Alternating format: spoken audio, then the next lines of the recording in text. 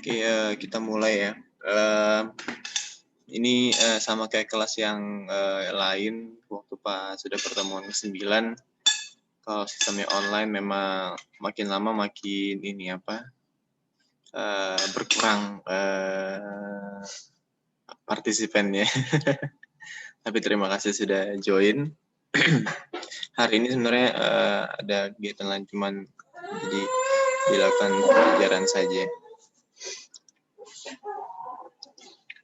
Oke, saya share screen ya. Kita hari ini temanya bagaimana cara membaca tabel dari pengujian hardness.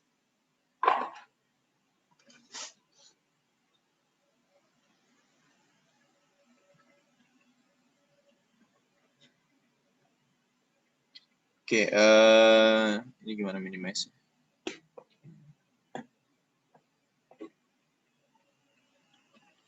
Nah, jadi sebelumnya uji hardness itu kan ada beberapa macam. Ada Brinell, ini sudah terlihat ya standarnya. Ada Brinell, Vickers, Rockwell, ya. Jadi 3 itu adalah indentor atau standar pengujian hardness, tapi sebenarnya dia ada 6 yang lainnya itu apa? 3 yang lainnya itu apa? Itu ada uji yang lain, kayak misalnya dia ada pengujian hardness skala mikro, ada pengujian hardness ya skala mikro itu ada 3. Jadi kalau yang teman-teman lihat nanti ini adalah skala makro, tapi nanti 3 jenis yang lain itu adalah skala mikro dan tidak dijadikan bahan pengajaran sampai dengan sekarang di beberapa institut, karena itu lebih khusus ke arah material. Nah, kita bahas dulu satu ya. Ada yang namanya ASTM E1015 ya. E10 itu artinya seri ke-10 dari baja, Tabsi, Virus dan lainnya, lainnya. Ini tahun pengeluarannya 2015. Nah, di sini cara skupnya itu apa aja? Pertama tentang standarisasi kebutuhan persyaratan dari pengujian hardness, referensinya dari standar E29, E74, E140, E384, dan seterusnya. Jadi E1015 itu khusus mengacu pada pengujian hardness Brinell ya, Brinell hardness number. Nah, baru kemudian ada simbol destination yang apa aja yang didapat ketika proses pengujian. Pertama, diameter dari indentornya. Diameter dari indentornya itu kita simbolkan D, terus kemudian ada force, jadi dia itu ada gaya ke bawah yang diberikan untuk membentuk indentasi, ya, seperti itu. Rumusnya apa? Dia rumusnya hardness Brinell itu sama dengan F per A ya, gaya terhadap luas penampang atau luas indentasi. Nah, min diameter nanti kalau Brinell itu adalah D1, D2, D seterusnya per N. Tapi kalau Brinell itu kita harus tahu dia bentuknya bola, jadi indentasi yang akan dihasilkan bentuknya adalah lingkaran. Baru nanti teman-teman akan mengukur yang namanya kedalamannya, ya, depth of the indentation mm. Jadi H sama dengan D minus akar dari D kuadrat minus D kuadrat. Ya, D kecil ini adalah diameter indentasi, sedangkan kalau D besar ini adalah diameter dari indentornya. Indentor itu bolanya yang mau ke material ya. Sedangkan kalau yang D kecil itu adalah hasil dari indentornya setelah kena material itu berapa diameternya.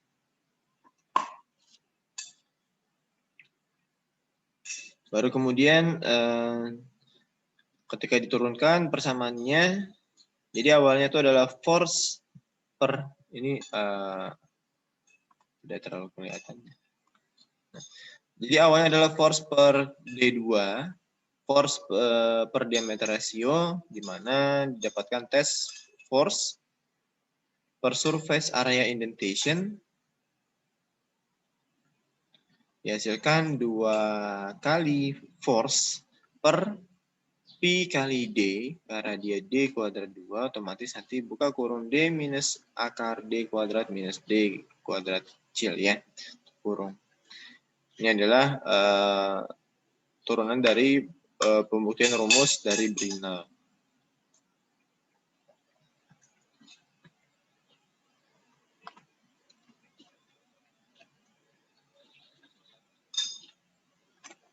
Ini agak susah pakai. Nah, sehingga didapatkan rumusnya Brinell hardness number ya. HBW itu panjangnya apa? Hardness Brinell W ini word berapa nilainya untuk kekerasan Brinell. Nilainya adalah 2 kali F kilogram force per PD buka kurung D besar dikurang akar D kuadrat D besar kuadrat minus D kecil kuadrat. Jadi ini sudah diketahui ya, di mana D besar itu adalah diameter indentor ballnya. Diameter indentor ballnya berapa? Baru ini adalah rata-rata dari hasil dari indentasi itu nilai diameternya berapa. Tapi sekali mengukurnya sudah betul, sudah cukup kalau hasil diameter indentasi. Seperti itu.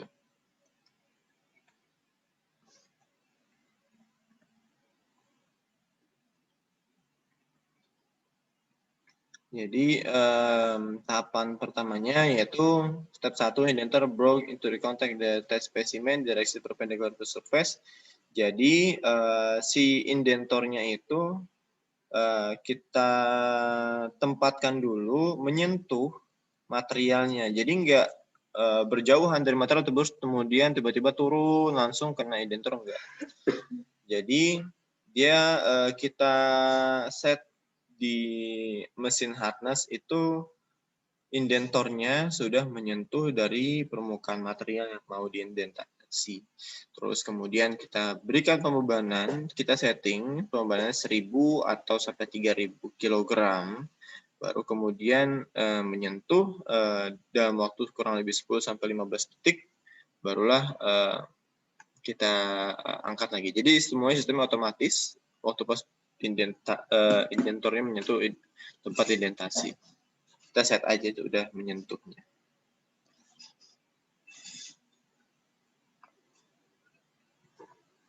Nah, skematiknya gimana ya? Nanti kayak gini. Ada force ya, kata dari atas ke bawah, searah semua vertikal. Baru kemudian nanti bolanya ini akan menyentuh, nah dapatkan D kecilnya nanti berapa. Nanti hanya adalah kedalaman dari hasil indentasi itu diberikan. Dan ada 4 jenis diameter indentornya. Bal diameter itu artinya D-nya ya, D besar. Ada 10 mm, 5 mm, 2,5 sama 1. Kemudian ada resolusinya, itu untuk ada 0,001 dan seterusnya.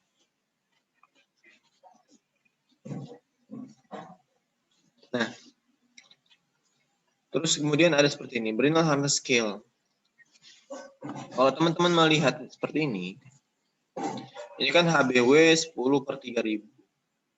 Artinya 10-nya ini ya, ini saya blok ini, untuk 10-nya di sini itu adalah diameter indentor, sedangkan 3000-nya itu adalah force yang diberikan atau gaya atau pembebanan yang diberikan pada material tersebut ya. Force diameter rasionya nanti dapat 30, baru nominal value of test force N-nya 29420 atau setara dengan 3000 kg force. Hardness range-nya akan terjadi pada 95 sampai 650. Itu adalah kondisi dari rekomendasi rentang dari hardness-nya, nilai hardness-nya. Sama yang di bawahnya juga gitu. Diameternya ini 5, force-nya 31,25. Force-nya itu di setting ya, bukan otomatis. Kita setting force-nya berapa, kita pilih diameter indentornya berapa, itu saja cukup, baru kemudian kita tentukan nilai hardness-nya berdasarkan hasil indentasi yang sudah diberikan. Dan ini adalah minimum specimen thickness, jadi spesimen yang teman pengen ujikan itu memiliki batas minimum ketebalan ya, karena kan kita mau mengindentasikan atau menekan sehingga terjadi indentasi ya. Nah itu ada batas minimum ketebalannya. Kalau misalnya terlalu tipis ya nggak bisa diuji kan. Jadi minimum thickness-nya itu ada di sini. Kalau misalnya kita mau menggunakan 2,5 mm ball atau diameternya 2,5 mm ya, kita harus menyiapkan material tersebut 1,3 mm ataupun ya sesuai dengan anjurannya. Semakin tebal semakin bagus, tapi jangan terlalu tebal juga. Nanti nggak cukup di tempat pengujian hardness-nya. Kalau misalnya kita setting 2,5 mm ball indentornya dengan ketebalannya adalah 2,5, maka kita dapatkan indentasi diameternya atau D kecilnya adalah sebesar 1,5. Harusnya seperti itu. Terus gimana kalau misalnya tidak terjadi sesuai dengan yang seharusnya? Ya kita analisis apakah tahapan yang sudah kita lakukan itu sudah betul, material yang sudah kita harus pasang itu sudah sesuai dengan standar atau tidak. Itu yang jadi pertimbangan. Ya, jangan kurangi menyalahkan alat. Kalau sudah tahu alatnya sudah tidak terkalibrasi dengan baik, ya jangan dipakai alatnya. Ya, seperti itu ya.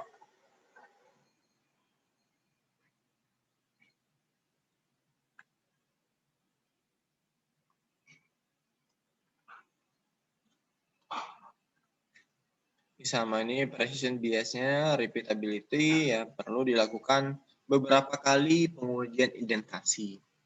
Misalnya dalam satu permukaan yang sama ya, dalam satu permukaan. Misalnya saya ambil plat, nah plat tampak ke atas gitu ya, anggaplah seperti ini. Saya ngambil titik-titiknya itu di beberapa bagian. Misalnya saya ambil di pinggir sini, ya kan? Baru kemudian saya ambil juga di sini. Ini seharusnya rata ya, tapi saya udah mencoba untuk rata. Ini anggaplah ini rata lah, secara sumbu vertikal. Baru saya ambil lagi di sini. Saya ambil lagi di sini.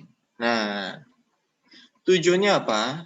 Untuk mendapatkan nilai hasil hardness pada suatu material itu lebih valid dan presisi. Semakin banyak pengulangan, semakin baik.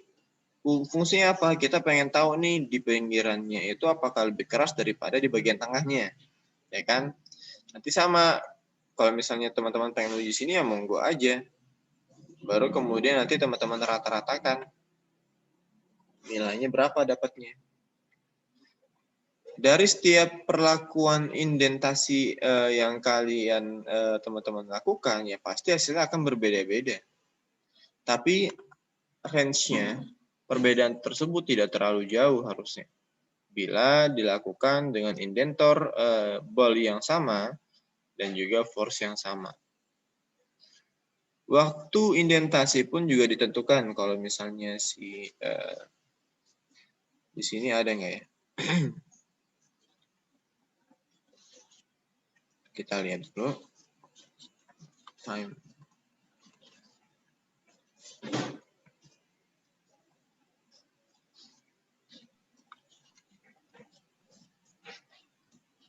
Harusnya di sini ada time.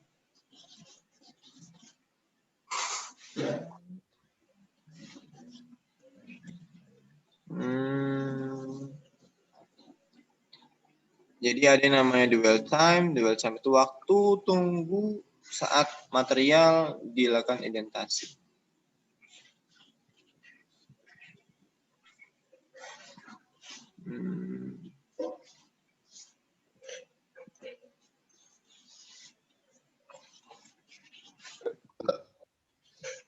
Semua badan dia. Mana ya? Ngapain aku?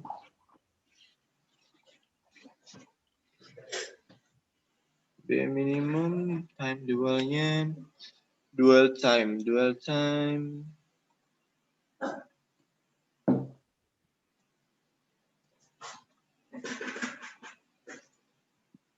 Nah, ini dia. Kalau misalnya kita menggunakan diameter indentor 10 mm dengan pembebanan 3000, kita men-settingnya waktu dwell time-nya 10 sampai 15 detik. What is the meaning of dwell time? Dwell time adalah kondisi di mana indentor sudah menyentuh material dengan pembebanan 3000 dengan menggunakan diameter bolnya 10 mm selama 15 detik. Jadi dia akan menekan selama waktu 10 sampai 15 detik. Baru kemudian dia akan menarik kembali bolnya secara otomatis. Kalau misalnya cuma sekali, ditekan sekali harus naik, itu data tidak valid. Kenapa? Semua material itu memiliki yang namanya elastis area ya. Kemarin elastis area adalah kondisi di mana suatu material dapat kembali ke bentuk semula. Nah, ketika kita sudah menyentuhnya, kalau misalnya tidak ada dwell time, material tersebut akan mengalami pembentukan kembali ya, meskipun cuma beberapa milimeter. Dan itu tidak diharapkan hal tersebut terjadi, makanya dwell time itu dibutuhkan. Misalnya kamu ditekan kulitmu, terus kemudian balik kembali. Nah, kalau dwell time ditekan agar meninggalkan jejak. Nah, jejak tersebut direcord dan menjadi nilai Britnell hardness. Seperti itu ya, dwell time.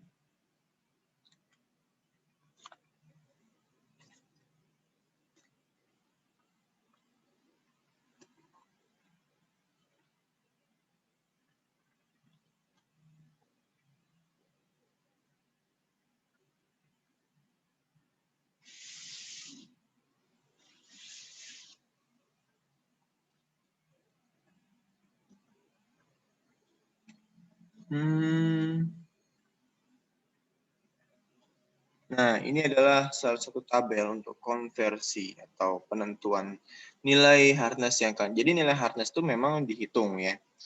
Tapi kita bisa mengkonvertnya nilai tersebut ke bagian yang lain. Misal, kita sudah melakukan dengan menggunakan indentor 10 mm, pembebanannya sekitar 3000 ya. Misalnya pembebanannya 3000. Ini bukan 3000 ini HBW-nya 1300. 1500. Oh, ya. Jadi sama nih 5750. Ini 10 3000. 873 ini nggak kelihatan ya. Misalnya hasil 10 mm 3000 ya otomatis hasilnya 873. Bila kita convert ke 5 mm bolnya, kita dapat langsung oh indentasinya berapa? 1,040 mm. Jadi ya kecil saja hasil indentasi itu tidak besar. Pak, kalau misalnya saya nggak melakukan hitungan, tinggal lihat ke tabel aja gimana Pak? Ya tidak bisa juga, karena kita harus melakukan pengujian teoritis dan juga praktis. Ya, sama kayak uji tarik ya, ada teoritikal, ada praktikal. Kurva tegangan teknik sama kurva tegangan regangan sebenarnya. Nah, sama seperti ini. Kalau misalnya sebenarnya adalah tabelnya. Sedangkan kalau misalnya praktikumnya, ya tekniknya. Yaitu berapa nilainya. Dibandingkan. It doesn't mean you have to dibagi ya, tapi dibandingkan. Oh, ini berapa persen, ini berapa. dan selisihnya itu berapa. Nanti selisih itu tersebut adalah errornya. Gampang, jadi kalau misalnya saya minta hasil ini sekian, ubahlah ke ball diameternya sekian, tekanannya sekian, berapa nilainya. Kalian harus cari di tabel. Seperti itu. Oke, bisa ya. Misalnya, hardness berinol suatu material aluminium diberikan tekanan dilakukan pengujian Brinell hardness number dengan menggunakan bol berukuran 1 mm dan tekanannya 30. Di hasil ubahlah nilai HBW tersebut ke misalnya HBW 1/5, artinya diameter indentornya 1 dan force-nya 5. Berapa nilainya? Nah, nanti kalian tinggal misalnya dapatnya 454 ya. Saya dapat 454. Nanti tinggal lihat lurus saja. Oh, nanti kalau di convert ya HBW 1/5 itu sama dengan 75,7.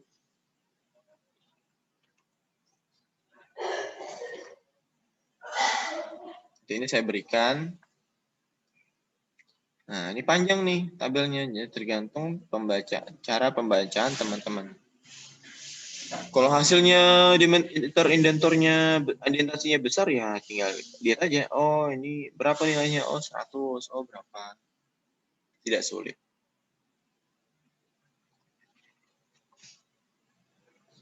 Ya. HBW 10/3000, HBW 5/50 dari dapatkan nanti nilai sekian dengan indentor diameter bolnya sekian, tidak dilihat. Baru kita bisa melihat yang namanya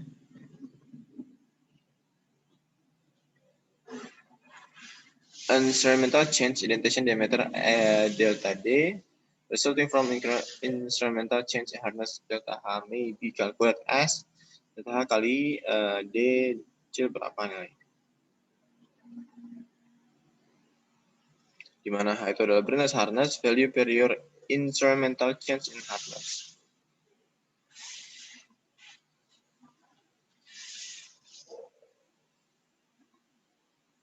Ya, begitu ya kalau hardness ya. Bisa dilihat di standarnya. Sangat penting untuk proses pembacaan. Kalau selama saya kerja, saya nggak pernah melakukan pengujian hardness ya. Karena EPC nggak ada gitu-gituan. Nggak ada pengujian hardness ya.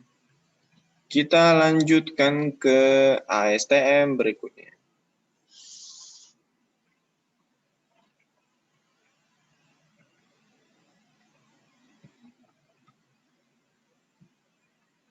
Sebentar.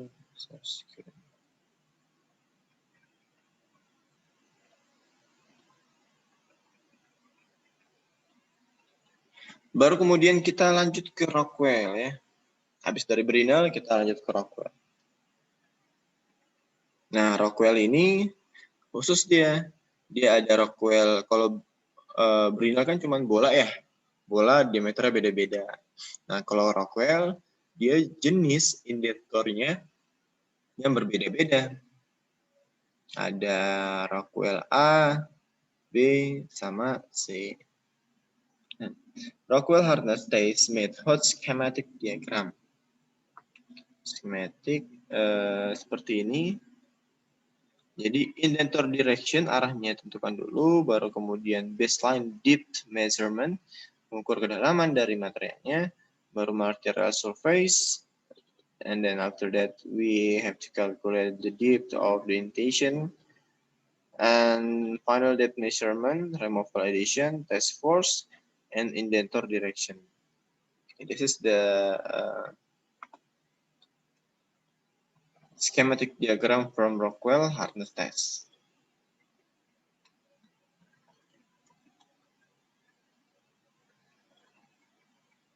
Nah, kalau teman-teman ada tulisan Rockwell A ya, Artinya dia indentornya terbuat dari berlian.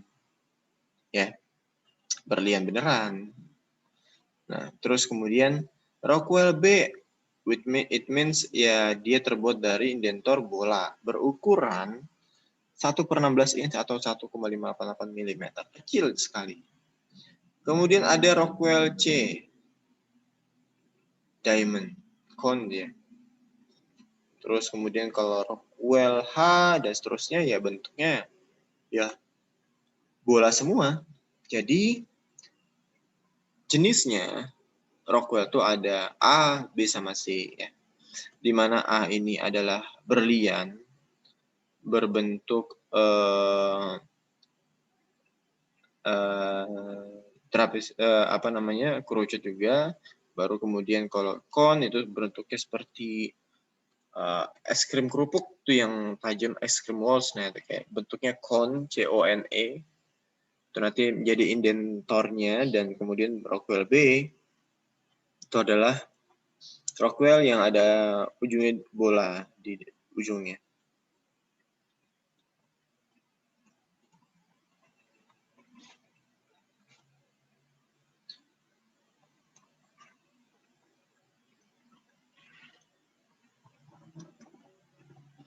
Nah, ini adalah schematic force time plot, indentor deep time plot B or higher C test of thrashing test cycles part.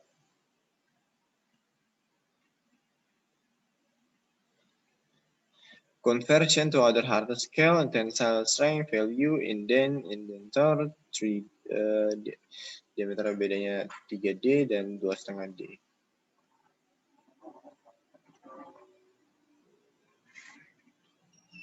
Dan hardness Rockwell ini paling sering digunakan khususnya di material ITK itu digunakan, cuman saya nggak tahu sekarang dirusak atau gimana. Dan kalau sudah dia tipenya hardness-nya Rockwell, kita nggak bisa ganti ke Brinell kecuali kita convert ke tabel konversi. Jadi kalau misalnya teman-teman mau beli alat hardness itu nggak bisa satu alat, bisa Rockwell, bisa Brinell, bisa Vickers ya. Ada yang seperti itu made by China, so we can change the indentor. Ya kita bisa ganti indentornya, cuman cara penginjeksiannya itu lebih kepada Rockwell ataukah Brinell ataukah Vickers. Itu beda-beda setiap mesin.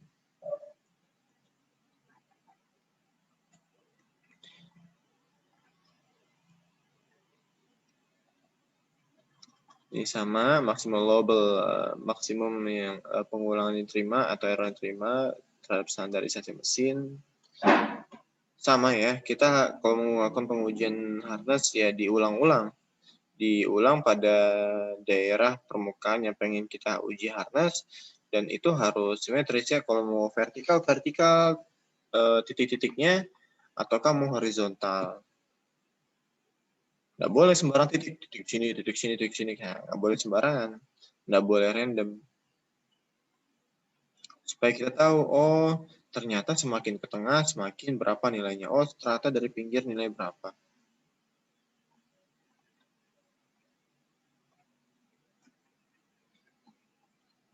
Nah, kita langsung ke tabel yang saja. Jadi untuk menentukan nilai Rockwell nanti bisa dilihat di sini. Di sini juga terdapat dari ketebalan, batas ketebalan dari pengujian kekerasan Rockwell dengan menggunakan indentor berlian. Ya, kalau thickness-nya 0,2 berapa yang dihasilkan. Dan untuk Rockwell itu langsung dapat nilainya ya. Kekerasannya berapa dengan waktu dwell time-nya sama 10-15, depends on your material. Sebenarnya di sini ada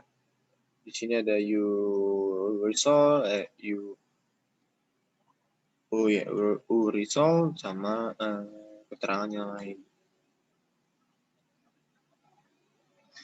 Saya sebentar, harusnya di sini ada rumusnya, cuma saya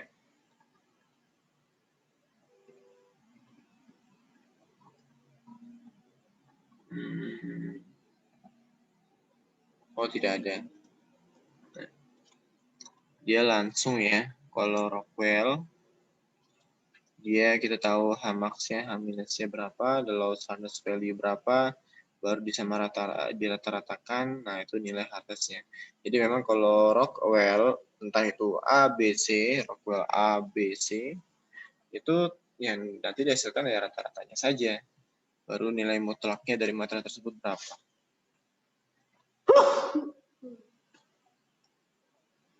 Baru kita lanjut ke Vickers.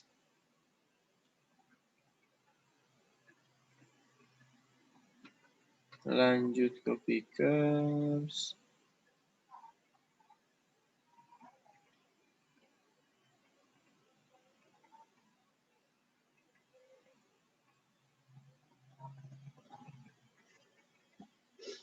Nah, ini ya Vickers ya. Sudah terlihat ya. Nah, di Vickers ini reapprove-nya itu tahun 97. Jadi saya ambil ini adalah standar pengujian Vickers dari Metallic Materials E9282 ya. Sama banget, yang terbaru ada Pak. Nah, ya. Terakhir kali saya dapat ini, saya belum update lagi. Nah, kalau Vickers itu bentuknya piramid. Gampangan itu bayangkan piramid jadi indentornya, ujungnya itu jadi indentor. Jadi teman-teman dapat ya, ini kan indentornya nih. Nah, ini indentornya, terus kemudian dia akan nancep, nah akan membentuk belah ketupat. Masing-masing memiliki diagonal yang berbeda, diagonal tersebut lah yang akan dihitung indentasinya. Sehingga dimiliki rumus hardness Vickers sama dengan IP sin A per 2 per 2D. Atau disingkat 1,854 per Y kali D kuadrat. Seperti itu. Y-nya itu adalah D1 plus D2 per 2 ya. Nggak susah, gampang. Jadi yang rumusnya untuk mendapatkan nilai hardness melalui perhitungan secara praktikal itu adalah Brinell sama Vickers. Kalau Rockwell langsung dapat nilainya. Tapi kalau Vickers sama Brinell itu harus hitung dulu. Baru bisa dibandingkan dengan yang di tabel.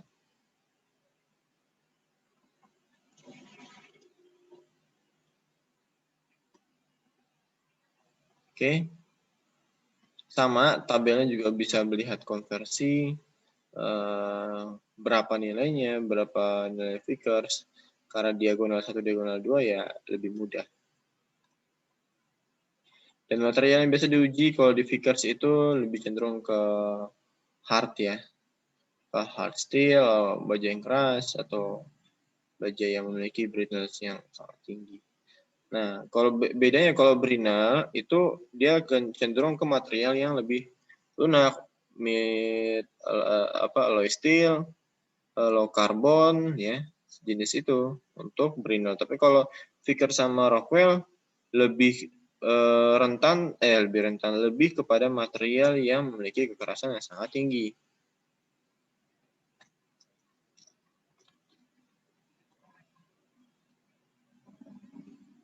Gitu ya. Nah, jadi dari standar tersebut kita lanjut ke ASTM. Jadi ada ASTM E1015 itu Brinell, ASTM E1815 itu adalah Rockwell, ASTM E92 itu adalah Vickers. Terus pemersatu semua standar pengujian itu adalah ASTM E140.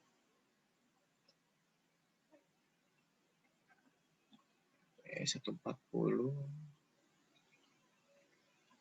Nah, ini adalah tabel konversinya. Jadi ini khusus untuk tabel konversi. Nah, tabel konversinya teman-teman bisa lihat. Kalau misalnya saya pakai Rockwell C, hardness number-nya 150. Ya, nilainya berapa? Terus saya minta ubah ke HR 30N, ya. Skalanya 30, beratnya 30 kg. Berapa nilainya? Nah, tinggal cari saja di sini, ya. Ini adalah tabel konversi seutuhnya, jadi bisa diubah-ubah sesuai dengan kebutuhan masing-masing. Dan setiap standar itu berbeda-beda kalau hasil uji harnas. Jadi kita harus tahu kalau Amerika atau STM ya convertnya yang menggunakan ini STM 140. Tapi kalau standar Jepang atau Korea atau yang lainnya berbeda mungkin pasti hasilnya.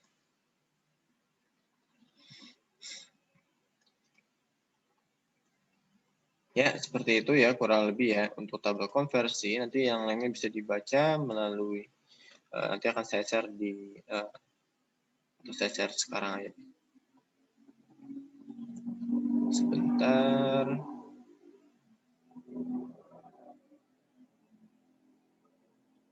Jadi teman-teman bisa punya semua. Atau saya masukin ke grup chat aja ya. Nggak usah deh, masukin sini aja deh. Di kuliah.itka.ac.id.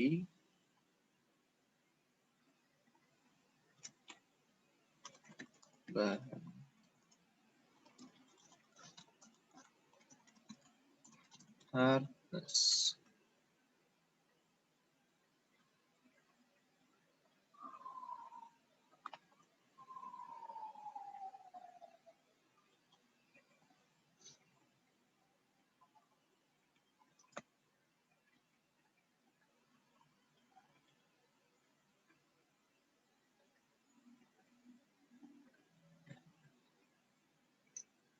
Bentar, masih loading.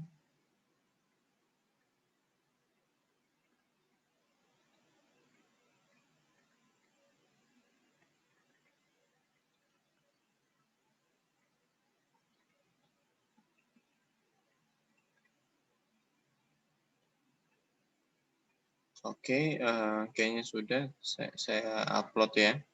Jadi teman-teman bisa lihat situ nanti soal kuis 2-nya nanti ada mengenai cara pembacaan harness. It's easy. Tidak susah ya. Oke. Untuk harness-nya apa? Sudah paham? Coba kita. Jasmine. Iya, Pak. Jasmine, kalau saya mau uji Brinel, ASTM berapa ya?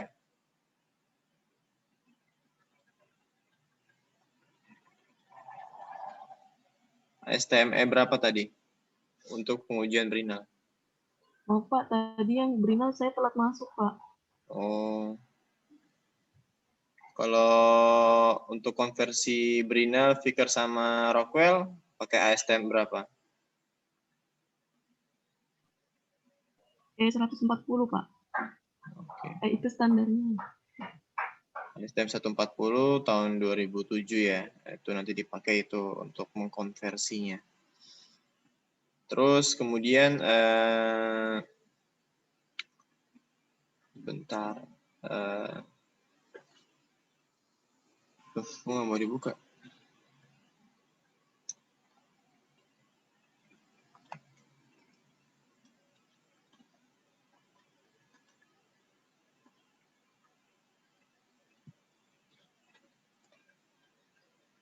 Itu untuk pengujian harness ya. Jadi teman-teman bisa memberikan contoh soal. Nanti kan di video kan ada contoh soal ya kan. Teman-teman buat contoh soal, nanti bisa seperti itu. Jadi kayak merecord melalui menggunakan Zoom ataupun Google Meet, baru kemudian mengarahkannya, oh cara perhitungannya bagaimana nih? Gini, nanti di blok bagian yang, oh dapatnya sekian. Kalau misalnya saya mau konversi, nanti lihat aja di tabel, tabelnya ditunjukkan, baru nanti dapat hasilnya. Seperti itu. Ya, jadi video berjalan sambil menjelaskan. Teman-teman bisa melakukan seperti itu. Sudah ada yang selesai videonya? Belum ada?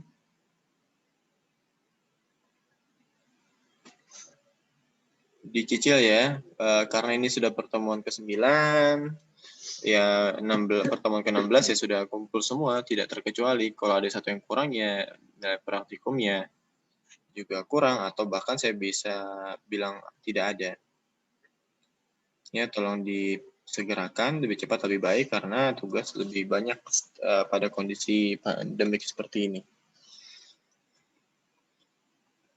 Dan minggu depan kita akan bahas mengenai besi karbida lagi. Saya akan tes lagi beberapa hal dari teman-teman untuk dalam segi pemahamannya dan juga analisisnya. Oke, itu saja dari saya. Kurang lebihnya mohon maaf. Assalamualaikum warahmatullahi wabarakatuh. Waalaikumsalam warahmatullahi wabarakatuh. Terima kasih, Pak. Sama-sama.